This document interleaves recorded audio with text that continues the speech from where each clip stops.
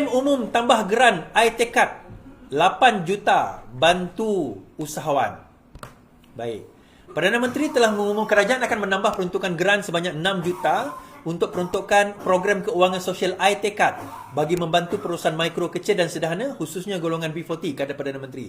Beliau berkata ini akan menjadikan jumlah bantuan keseluruhan iTekad untuk tahun ini adalah 10 juta, meningkat daripada 4 juta yang telah diperuntukkan di dalam belanjawan 2023. So dalam belanjawan yang lepas Perdana Menteri mengumumkan bahawa iTekad hanyalah 4 juta, tapi kemudian sekarang ini Perdana Menteri mengumumkan lagi bahawa 6 juta ditambah untuk iTekad ini sehingga menjadi jumlah adalah 10 juta. Katanya kerajaan bertekad untuk menghapuskan kemiskinan negara dan mengurangkan jurang antara golongan kaya dan miskin. Kalau iTekad sudah berjaya dengan 4 juta dana awalan Kementerian Keuangan beserta andaian lebih banyak penyertaan bank dan ada lagi dana tambahan dari Bank Negara Malaysia, maka saya boleh tambah dari 4 juta kepada 10 juta untuk tahun ini, katanya. iTekad merupakan program penaung yang diwujudkan oleh Bank Negara Malaysia bagi membantu usahawan mikro berpendapatan rendah memperkukuhkan pengurusan keuangan dan kepintaran dalam perniagaan ke arah menjana pendapatan yang berterusan. Okey, itu yang kita kena war-warkan kepada rakyat kita berkenaan dengan bantuan-bantuan kerajaan dan iTekad ini ditingkatkan daripada bantuan mikrokredit ini daripada 4 juta yang diumumkan dalam dalam belanjawan yang lepas ditambah 6 juta dan sekarang ini menjadi 10 juta. Now, dalam masa yang sama, Perdana Menteri dikatakan akan mengumumkan kadar kenaikan gaji bagi pegawai kerajaan dalam belanjawan tahun ini yang dijangkakan pada bulan Oktober 2023. Pembacaan belanjawan tersebut akan diumumkan pada Oktober 2023 ini. Dan di dalam belanjawan tersebut juga menyentuh banyak isu dan antara yang menarik yang ditunggu-tunggu adalah berkenaan dengan revising ataupun merevisekan baliklah nak kena susun semakan balik semula gaji pegawai kerajaan yang dikatakan ada 12 tahun tak pernah disemak lagi daripada segi tangga gaji 2013 last 2013 so 10 tahun dah 10 tahun tak disemak tangga gaji dan sebagainya. So berita baik untuk pegawai kerajaan. Dalam masa yang sama, bila kita bercakap tentang gaji pegawai kerajaan, kita juga akan ada bercakap tentang gaji pegawai swasta, gaji pekerja-pekerja swasta. So pekerja swasta tidak dilupakan, di mana sekarang ini kerajaan telah mengemukakan inisiatif untuk mengadakan apa yang dipanggil sebagai gaji gaji progresif. Gaji progresif. Gaji progresif bagi memastikan bahawa gaji progresif memastikan bahawa daya saing daripada segi gaji, daripada segi pendapatan akan dapat ditingkatkan. Nah, kalau kita tengok usaha kerajaan ini, aim dia satu, tuan-tuan. Pertama, aim kerajaan adalah untuk menghapuskan miskin tegar. Itu yang pertama. Terima kasih Diana. Diana Anwar suka bagi singgit sama Husin. Aim yang pertama adalah untuk menghapuskan miskin tegar. At least by the end of this year. Mungkin agak sukar hujung tahun ni nak miskin tegar tu terhapus semua, tapi sekurang-kurangnya usaha itu akan dilaksanakan dengan sebaik mungkin. Nah, dalam masa yang sama, ada juga usaha yang sama juga adalah untuk memastikan bahawa dari segi pendapatan kita meningkat. Kan ramai di antara kita gaji pemula kita amat rendah, sangat rendah gaji pemula kita, dan gaji pemula tidak beza dengan 10-15 tahun, kadang-kadang 20 tahun lepas pun gaji pemula kita masih sama. Malah kalau kita tengok secara purata, gaji kita untuk mereka berusia 20 sehingga 24 tahun mengikut kajian daripada DOSEM, Department of Statistic, hanya lebih kurang RM60, tinggi sikit daripada gaji minima. So, itu dianggap sebagai masih rendah dalam industri kita. Kenapa? Antaranya, selama puluhan tahun ini, kerajaan kita tidak invest dalam teknologi baru. Sebab itu kenapa kerajaan sekarang ini, kerajaan Madani ini, invest dalam teknologi baru. So, kita kena kurangkan kebergantungan kita kepada kepada peladangan, kepada minyak, dan juga kurangkan kebergantungan hanya kepada construction umpamanya.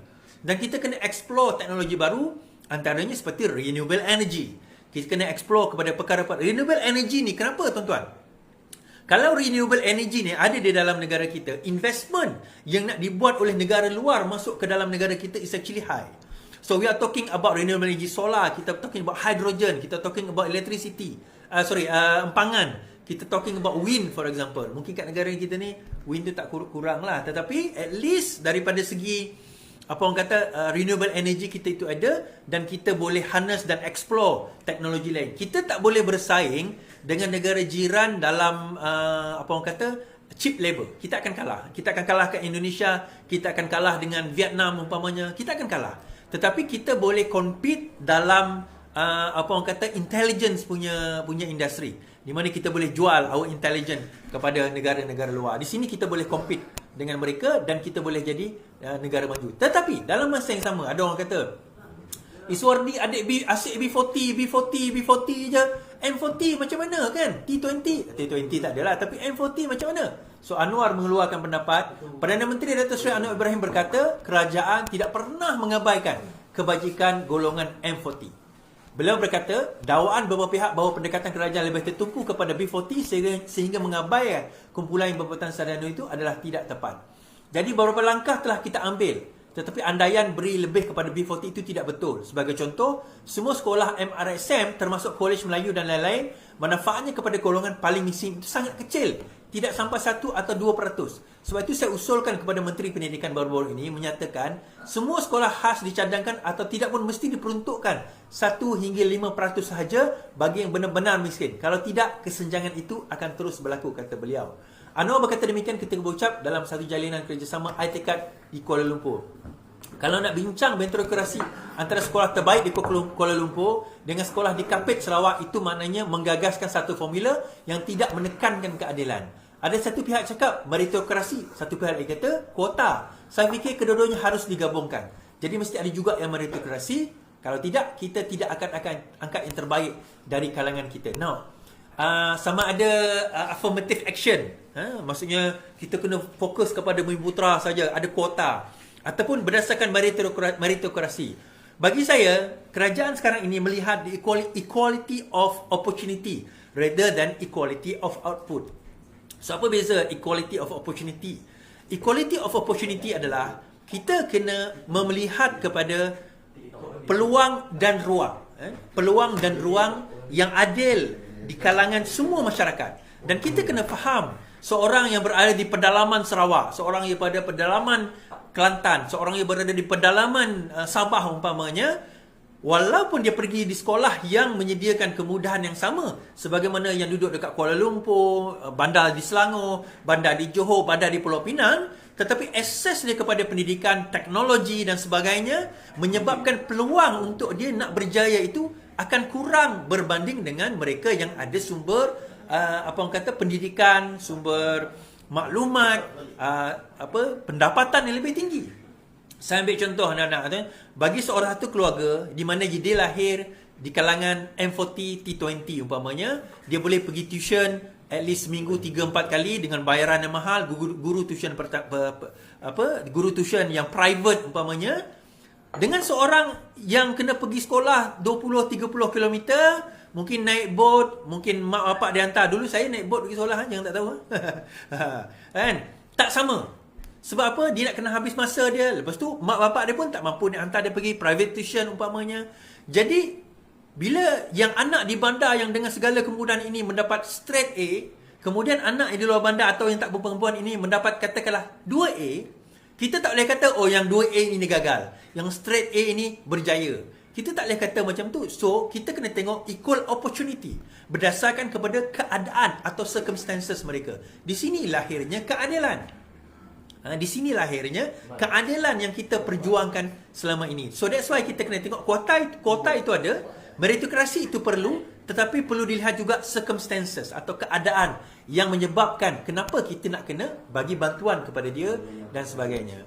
Dan juga kepada M40 sebenarnya banyak bantuan-bantuan, dan insya-Allah dalam dalam bajet yang akan dibentangkan nanti banyak juga tax rebate umpamanya.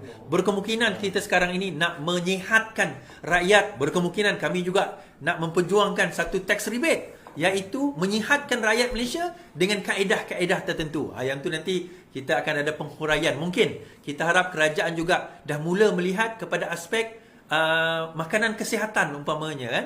apa orang kata, memurahkan makanan-makanan yang sihat, suplemen-suplemen yang memberi kesihatan umpamanya, dan juga mengurangkan tumpuan, dan juga fokus kepada masuk hospital perubatan. Yelah, dah sakit masuk hospital, itu tak apalah. Tetapi kita sekarang ini mengalami masalah obesiti yang agak teruk. So bagaimana cara kita nak mengurangkan, di samping kita kata kena gaya hidup sihat dan sebagainya, kadang-kadang kita sibuk, nak jogging pun susah.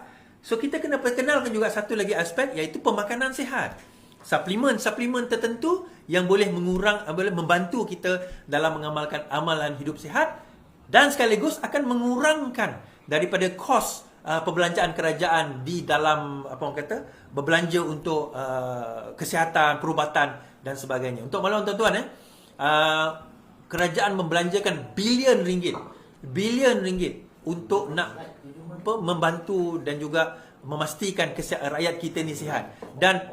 Dan kita kena faham, daripada segi orang kata apa, bajet yang dikeluarkan oleh kerajaan ni terlalu besar, dan kos untuk perubatan di negara kita masih antara yang terendah di rantau di dunia sebenarnya. Even nak pergi hospital pun RM1 je kena bayar.